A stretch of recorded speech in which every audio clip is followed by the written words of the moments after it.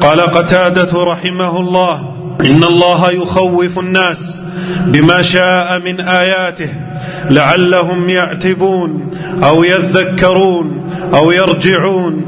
ذكر لنا أن الكوفة رجفت على عهد ابن مسعود رضي الله عنه فقال: يا أيها الناس إن ربكم يستعتبكم فاعتبوه.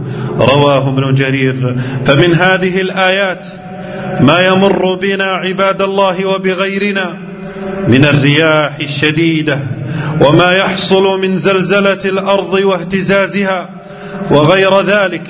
قال عمر بن عبد العزيز رحمه الله: فإن هذا الرجف أي الزلزلة شيء يعاتب الله به العباد، فالمؤمن يخاف أن تكون عذابا فيعتبر ويتوب ويرجع ويؤوب. وهكذا حال النبي صلى الله عليه وسلم حين تكون مثل هذه الآيات.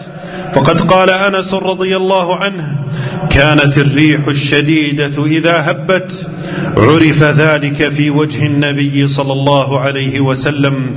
رواه البخاري.